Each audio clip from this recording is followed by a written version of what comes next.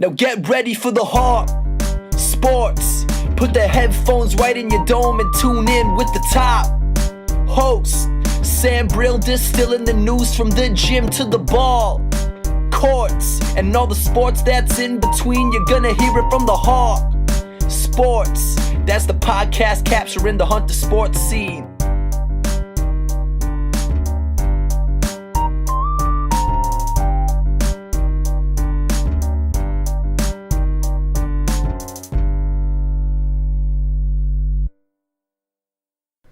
Hello and welcome back to the Hunter Sports Podcast. We've got another playoff edition for you today. I'm here now joined by Elena Urquiola and Annie Sui of badminton and girls fencing both. So what do you guys expect from your team in the playoffs this season? I expect us to go pretty far. I mean, we've been having a great season, and I think that we can make it far in the playoffs. Our singles are really strong, and our doubles are working on upping their game, so I think we're going to go pretty far and see some really amazing gameplay. Yeah, as for Hunter fencing team, I can say the same. I think we've definitely been really successful this year. We currently remain undefeated in our division. We just won a meet against Bronx Science yesterday, and I have a lot of faith in my teammates. I think that we will definitely make it really far in the playoffs this year, and I'm really aiming for the team championships. So what team so far this season, or that you haven't faced yet, do you think could be like the biggest challenge, and why? Definitely Brooklyn Tech, because they have really strong players, not just in singles like most of the schools, but also doubles, and they're really fierce opponents. They bring a lot of intensity to the game, and they're never afraid to be on the attacking side of things, so we have to definitely watch out for that, but I think we stand a chance. For Hunter fencing, it would definitely be this year Bronx Science, especially because their team is incredibly strong both in foil and epee. For foil, they have like a national fencer, Maria Stamos, who is incredibly highly ranked in the nation, and as well as Mina Yamanaka, who is an epeeist, and she has fenced in like a lot of different tournaments, and both of them are like really experienced. But I do think that like we're able to overcome that challenge because we also have a very strong team this year.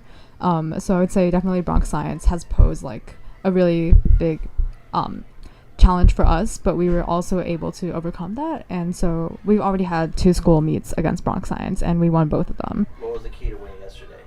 Oh, I think yesterday was probably the best meet in terms of like working as a team. So like I know that like sometimes for some bouts we wouldn't be like individually we weren't like on our best game, so whenever one of us didn't put our best foot forward, the other person would just kind of pick it up in the next bout, and so like I think strategically we also thought through the lineup really well, so like organizing the lineup and also being able to have self-confidence and pick up where the other person left off and being able to support all of our teammates was really critical. Yeah, I would say so too. I know we had like our ups and downs, but we were able to like, if we worked together as a team, we were able to defeat them in the end. And we were losing in the beginning, but then towards the end we actually had like an 11 touch lead until like Maria fenced Gabby, but like that was still a really tough bout, and then we like still won both epee and foil in the end, which is really good. So when the team starts to lapse a little bit, who do you guys look for to pick the team back up? Definitely our captains, Yiling and Sandra. They help out a lot. They give really good advice during our breaks, and they really bring the energy that we need. Sometimes we lose when we start losing points or whatever. And also the manager, Brendan Shao, he's really good. He gives really good advice in terms of how to adapt to your opponent's play style, and he's really good at motivating us to do better, so we look to those people mostly. Yeah, for us, I would also say it's the captains. Captain of epee is Chelsea Xia, who's definitely led us in a lot of different school meets and was really critical to our success. She's definitely improved a lot over the season, so I'm really proud of her. And we also look to foil captain Gabriela An, who is just a freshman, but she actually placed 8th at the Junior Olympics, so she's like also really strong. So whenever we're like not doing our very best, we can always look forward to those fencers to help us stand back up. As of right now, do you know where your team's going to be seated? And if so, could you give a quick preview of what what those playoff matchups are going to look like? So we're seated second, and we're expecting to go against Bronx Science this Thursday, and then in the future probably Seward and maybe Brooklyn Tech. Yeah, that's what we have right now, but we just beat Flushing, I think. Yeah, but I don't think we're going to be going against them. Yeah. And then we played Morrisania yesterday, and we won the playoffs, so that was good.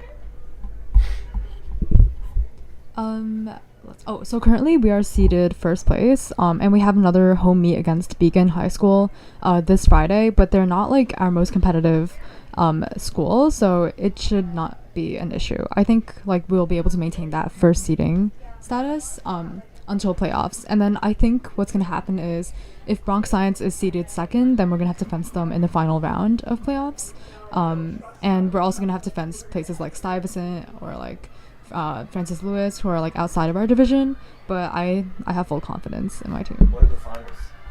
When are the finals? What are the championships? Oh, I think they're May 20th at Bronx Science, actually. This year it's going to be at Bronx Science. That's where we need to Yeah, it's going to be a really small gym, but How do you feel about playing at Bronx Science? I know I went to individuals this Sunday and I didn't do as well as I hoped I would, but now that I have a more sense of like what the gym is like and like the vibe during fencing there, I think it should be fine. It's definitely smaller than like Brooklyn Uncommon Charter High School, so I'm gonna be like I'm gonna make sure to tell my teammates to expect that, like, because I think like where you are also really psychologically influences like how you fence and like your performance overall. And when your team feels a little bit psychologically weak, as you had mentioned, how do you go and pick them up? We try to incorporate cheering into our games. A lot of times it helps players just to hear that they're doing well. But definitely we utilize like the breaks in between games and in between sets to get good advice from our managers and captains. And yeah, that really helps us focus more and just be ready to play and put our game face on. Yeah, especially when fencing, like since you have a huge audience sitting in the bleachers and like watching the bout, we often have people in the audience, especially our managers, giving advice like on the sidelines and saying like, oh, maybe you can try this action, like do a disengage or like parry post, or like if you should go directly for the blade or like search a specific area of the target that you should aim for. And I think like also like we also try to calm down the person who's fencing by saying like, oh, take every touch one at a time and like take your time, because we have every bout is like 3 minutes long, and sometimes, including myself, we tend to rush the bout and try to like just get all the touches, but sometimes that just like interferes with your blade work, so we tell them to calm down and just like not think about the score basically. So both of your sports involve a high amount of finesse. What do practices look like in terms of facing your finesse against your teammates' finesse, and how do you incorporate both mutual growth? For our practices, we usually put our more experienced players against each other just so we can get a lot of practice time with that, and I think it helps to see how well like our teammates are growing, because it invigorates us and it inspires us to do better. And something that our managers like to stress a lot is that when you see your teammates practicing at a high level, it motivates you to do that as well, and it also builds confidence. So for like our doubles players, we always like to make sure we're serious during practice, because then it means like we're more confident in them that they'll do well and deliver in game. During practices, whenever we do like footwork exercises, sometimes we do what's called following, where we have like one person stand in the middle of the cafeteria leading the exercise. So then like often I would have like maybe someone who just started fencing this season maybe try to lead a footwork exercise and like come up with something on their own in order to kind of develop that sort of confidence or like self-motivation for that person. Especially like I know it can be really nerve-wracking to just join a team and have a lot of experienced fencers around you, especially because like fencing in particular has like a really high learning curve. So I try to like build confidence by doing that, and also just like giving them a chance to maybe lead some aspect of practice and see what it's like to kind of integrate themselves in the rest of the team. So now that you guys are both in the back half of your Hunter Sports career, what do you think that you're going to miss most about the team environment and just Hunter Sports in general? I mean, our team is a really friendly place. Like, we're a big family. We always support each other. We have each other's backs through whatever, on court, off court, and even outside of practice. We do a lot of activities together. We have team bonding events and stuff like that. So I think we really build a good community where we can rely on each other, and we just have really great friends. So I'm definitely going to miss that. And I think it's just been really fun. So I hope that continues in the sports career, but Hunter's really great for that. I'm also gonna miss like that sense of really strong team solidarity and just like being able to stand up for each other whenever we need support. I'm also gonna miss like our annual traditions. Like we often at the end of every home meet we get like ice cream cake, and then we just like bring metal spoons and just dig into that ice cream cake every year and celebrate. And it's always really nice. And we have like annual sleepovers. We often go to like Bonchon fried chicken restaurants every once in a while. So I'm gonna miss like those team bonding events and being able to see all the support that like one of my other teammates has for each other, especially when we're like yelling together after someone gets a touch, or just being really supportive in general. So now the last question: if you had to encourage your classmates to go to one of your remaining matchups, which one would it be and why? I think for badminton, it would definitely be our matchup this Thursday against Bronx Science. Bronx Science is a really good team. It provides us with good competition. And I think one of our great motivators is people cheering right on the sidelines. Bronx Science is a really loud presence, so it's great to have people on our side as well.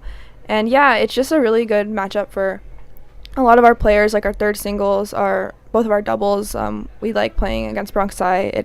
It's a competitive match, but we can still remain calm.